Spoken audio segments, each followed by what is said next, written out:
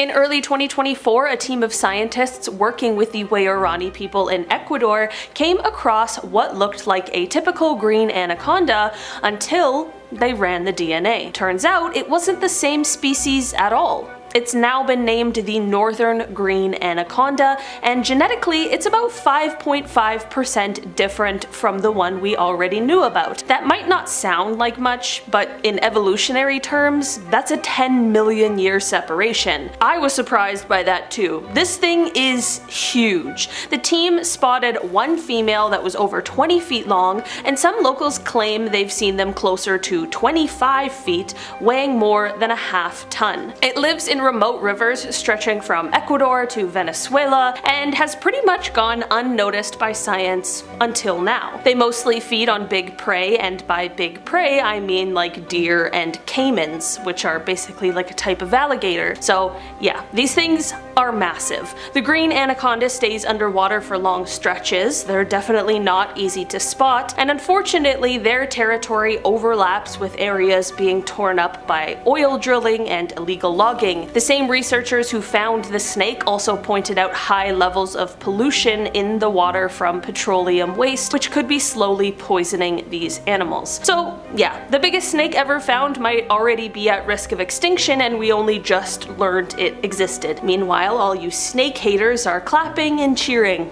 I know you're out there. It's okay. I see you. This species was only officially described this year. It was found in the Brazilian Amazon jungle near the Juruá River. It's tiny, barely the size of your thumb, and unlike the last entry on this list, these creatures stand out because of their vibrant colors. Deep coppery limbs, a reddish-brown body, and thin blue stripes running down their backs. Scientists named it Renitomea etherea, which roughly means heavenly in Latin. Researchers said that discovering it in such an untouched, remote area felt surreal, which completely makes sense. I mean, on one hand, it makes sense to find a new animal in a place where barely any human being has set foot, but I just mean it must have felt like they were stepping into another world. This new species belongs to the poison dart frog family, and like the others, it's toxic to the touch. That toxin comes from the things it eats, usually ants and mites. It's how these frogs protect themselves. This one in particular was only found in one small area, which makes it vulnerable right out of the gate. If anything changes in that spot, deforestation, drought, pollution, there is a good chance the whole species could disappear before we even get a chance to learn more about it. Also interesting, scientists noticed its call was different from nearby species, which could mean its mating habits or territorial behavior are totally unique too. So this thing looks like a giant worm, right? Want to know something really crazy though? It's not. It's actually an amphibian, a legless amphibian, a newly discovered species called the truncated caecilian. It was found in Ecuador in 2024. Technically, it sat in a museum for years before anyone realized what it was. After researchers dug back into the area it came from, they confirmed it was actually something totally new. This thing grows about 19 inches long, they have pale gray bodies, and their heads are kind of flattened out, hence the truncated part of the name. Let's talk about the teeth. What teeth, you may be asking? Allow me to explain, or shut off the video, I don't care. So these things actually have these curved back, needle-like teeth. It uses them to grab stuff and eat stuff like earthworms underground. These guys spend nearly their whole lives buried in the soil, which is why they're rarely seen and barely studied. There's still a ton we don't know about them. How do they reproduce? What's its full range? How many even exist? I don't know, if you're coming to me for answers, maybe rethink your life. While exploring Peru's Alto Mayo region in 2024, scientists found a weird little rodent that lives part of its life in water. Yes, that is right, folks. We have a mouse that swims. It goes against everything I have ever learned about mice growing up, and believe me, I learned a lot. It hasn't been officially named yet, but it's believed to belong to the genus Daptomus, a group of semi-aquatic rodents. These critters have partially webbed feet, a waterproof-looking coat, and a diet that probably includes aquatic insects. They only spotted it in one small, swampy patch of forest, so they are pretty rare. What's especially odd, though, is that the area it was found in isn't untouched jungle. People live and work nearby, so these weirdos, these freaks of nature, have been hiding out in plain sight all this time while we've been watching? I don't know. What are people watching now? Anyways, it says something about how little we actually notice the creatures around us. No one knows yet if this is a totally new species or just a rarely seen one, but either way it's a pretty wild find. It also shows how even well-trodden parts of the Amazon are still weird as hell. In 2024, scientists working in Bolivia's upper Madiri River confirmed that they'd found a new species of piranha. Thank God, we all wanted a new one. This new species is definitely sharp-toothed like the others, but there are a few things about it that set it apart. It's got a dark crescent-shaped spot on the base of its tail and a deep red anal fin edged in black. Don't ask me what an anal fin is. This is just what I read online from far more qualified people than myself. Sue me. They discovered this new species after catching a few in a lesser studied part of the river, and at a first glance it looked familiar, but the details didn't line up with any of the known species. Back in the lab, genetic tests confirmed that it hadn't been identified before. Researchers say it's part of a group known for aggressive feeding, but we still don't know much about this specific one,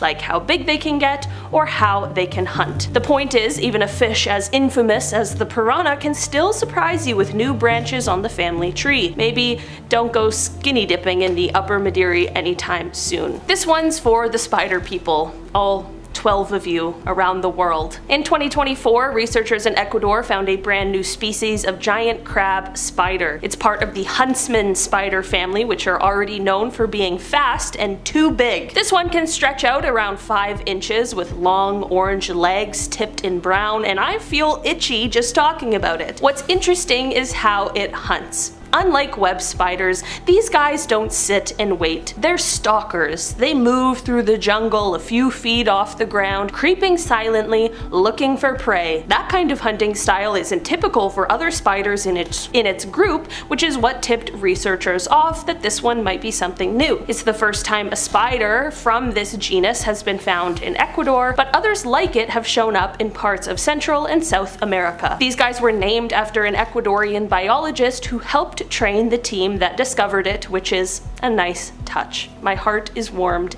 and grossed out because of the spiders. In 2023, scientists discovered a new species of parasitic wasp in the Peruvian Amazon. This wasp has a particularly large head. It's also parasitic, laying eggs inside other insects. Parasitic wasps like this sound disgusting, but they actually play a big role in controlling insect populations. They act as natural pest regulators, and the fact that they're around means there's a healthy ecosystem balance. This one's for anyone who thinks all snakes are huge and scary. In 2022, researchers in Ecuador's Amazon found a snake that barely hit 8 inches long. It is a new species of dwarf boa. It kind of looks like a baby version of a regular boa constrictor. Same coiled body, same rough pattern, but just mini. Don't let the size fool you, however. This thing is still a predator. It eats tiny frogs and lizards and probably anything else small and unlucky enough to cross its path. They found it in 2 places, which both make sense because they are both high biodiversity areas that don't get a lot of foot traffic. What is extra weird is that it's part of a group that is mostly found in the Caribbean, so what the hell is it doing in South America? That's still up for debate, but either way it shows just how little we actually know about what's crawling around out there. This tiny monkey was hiding in plain sight for years. Scientists only realized in 2021 that it is a completely separate species from the marmosets we already knew about. It is called Schneider's marmoset, and it actually lives in a small patch of rainforest in Brazil. You'd think a monkey with bright orange hands and feet, a silver chest and a black tail would stand out, but apparently not. Just blended in with its cousins until somebody finally took a closer look at the DNA and skull shape. Turns out this thing's been mislabeled the whole time. It's only about 9 inches tall, not counting the tail, and it's got that wide-eyed, I know something you don't monkey face. But here's the problem. It lives right in the middle of what they call the arc of deforestation. Basically, that's the edge of the Amazon where trees are getting wiped out left and right for cattle, soy, and other development. So yeah, we just figured out this little guy's been here all along and now it's already in trouble. The more forest gets cleared, the smaller their home gets. So we've got a monkey we didn't know existed with a super limited range living in one of the most threatened parts of the rainforest. That's not a great combo, but hey, at least now we know it's there. Better late than never, I guess? This frog was found in early 2024, but to get to it, scientists had to hike through steep, foggy mountains near the Brazil-Venezuela border. That part of the Amazon is so remote, you pretty much have to parachute in. This frog has a name that sounds like something out of Lord of the Rings, but it fits. The place they found it is nicknamed the Misty Mountains. This creature is small, brown, and doesn't look like much at first, but it lives right near the entrance of tarantula burrows, which is either extremely gutsy or extremely stupid. Either way, it's new to science. It's one of several new frog species they found in that area, which is carved up by ancient geological formations called tepus, basically flat-topped mountains that have been isolated for years. So it's not just the frog that's rare, it's even the land itself. Scientists think frogs like this one evolved to survive specifically in that misty, high-altitude jungle because they don't live anywhere else, which also means that if anything changes, like climate, humidity, even slight damage to the terrain, that could be it for them. There's no plan B for these guys. They've literally got one mountain, one tiny patch of mossy ground, and that's their whole world. In October of 2024, staff at the Bristol Zoo project were going through footage from their night vision camera traps when they found something really strange. In the middle of Bear Wood, a 7.5-acre enclosure where bears, wolves, wolverines, and lynxes roam, the cameras picked up a strange four-legged creature. It had what looked like wings and horns. Obviously, none of the zoo's animals matched it. And for weeks, people had been saying something strange was moving between the trees.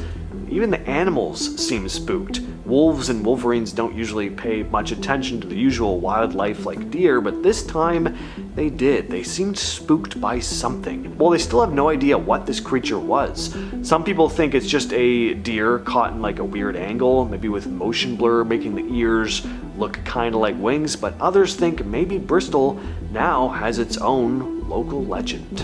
Well, it's not often we get news about Nessie, but here we are. Just back in January, something strange showed up on one of the live webcams overlooking Loch Ness. A regular visitor named Andy caught it moving near the shore, heading towards Sherry Island, then turning around and slipping back out into deeper water before vanishing.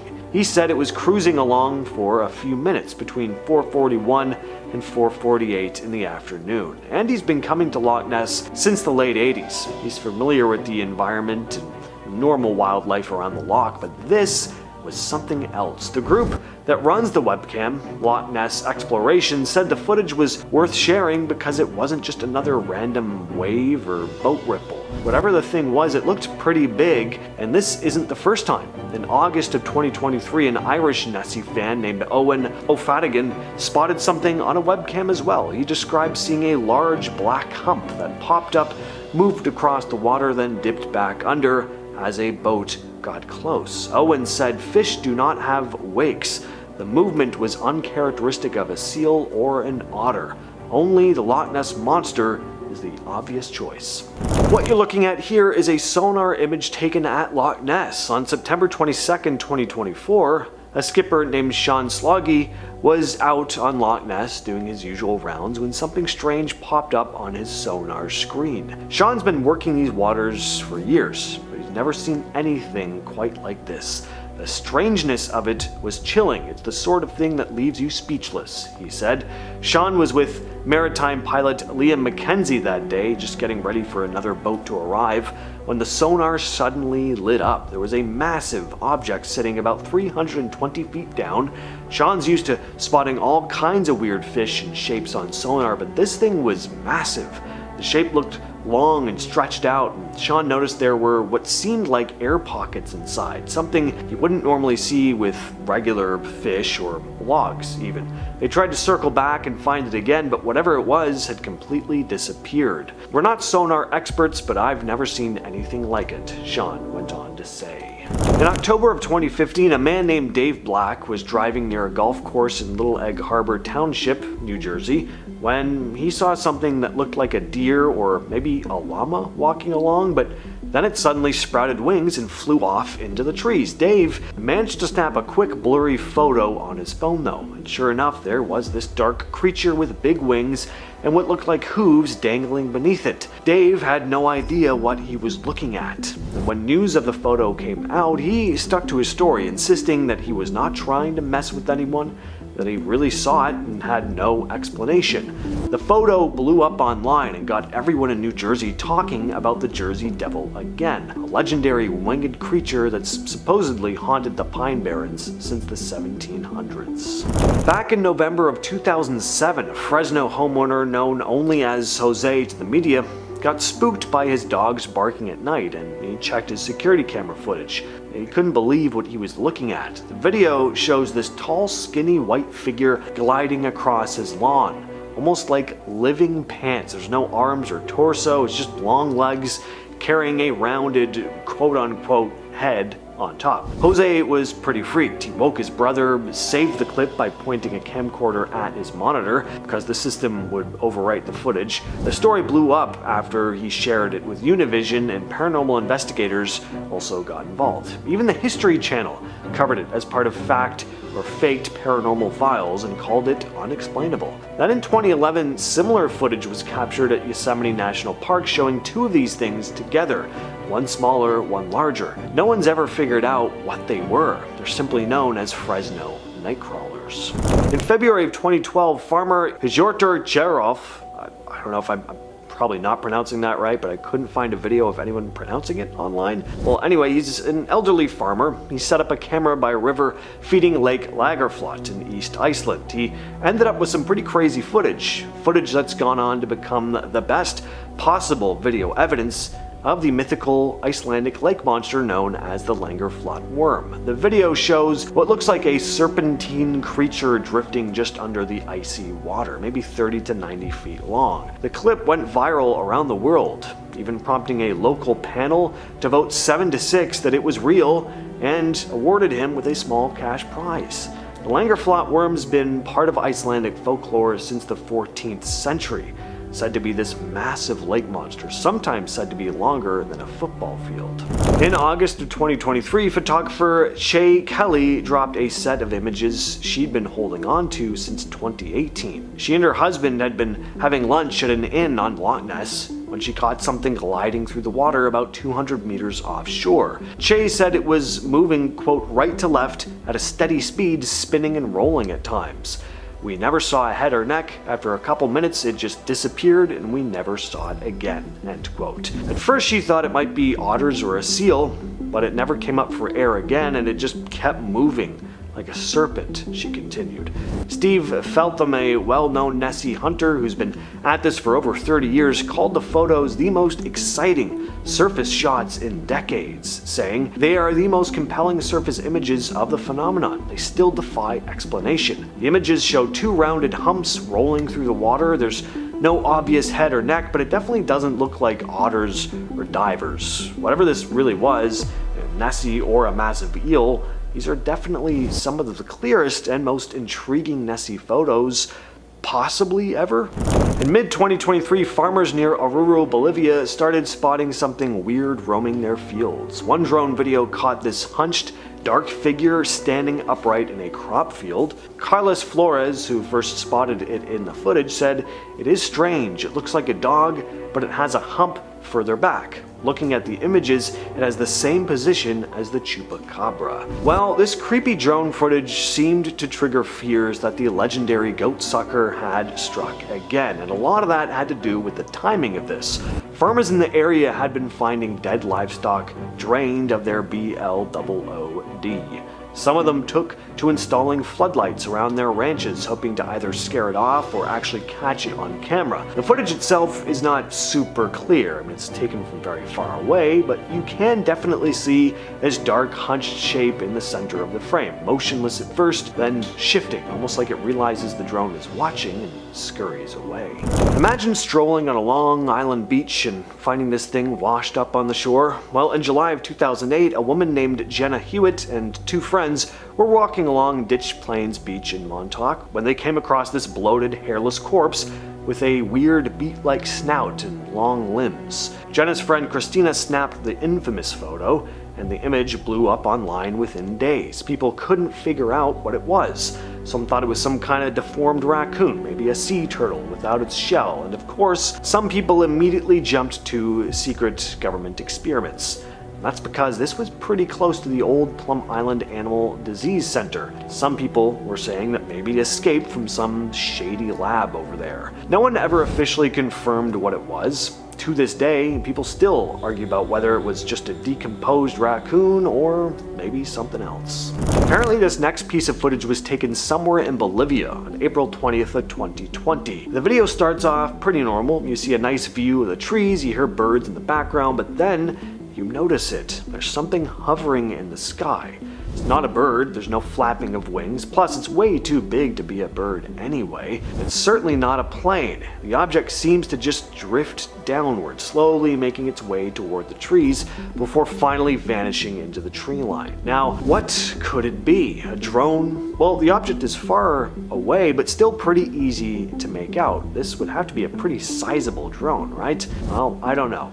What do you think? Let us know down in the comments. The morning after Hurricane Harvey sounded like a war zone until someone noticed a mouthful of daggers half buried in the mud. When birder Preeti Deze walked Texas City Beach to survey storm damage, she found what looked like a fanged sea snake curled in a crater of sludge. Twitter sleuthing reached Dr. Kenneth Teege at the Smithsonian, who identified the corpse as a fang-toothed snake eel, a deep-sea ambush predator usually hiding 100 meters or 330 feet down. Harvey's 12-foot surge and 800-mile-per-hour winds effectively vacuumed the eel from its burrow and launched it ashore. Biologists noted that the soft, scaleless skin meant the eel would have shredded easily without the storm's sudden hydraulic punch, making Harvey one of the only reasons we've ever seen this species topside. Forget Hollywood hoaxes. This time the shark thrashing through a front yard was verified frame by frame. As Ian's storm surge turned cul-de-sacs into canals, resident Dominic Cameretta shot cell phone footage of a dorsal fin carving across floodwater outside his window. Snopes, marine biologists, and the Associated Press reviewed the clip and matched its outline to a juvenile black tip or bull shark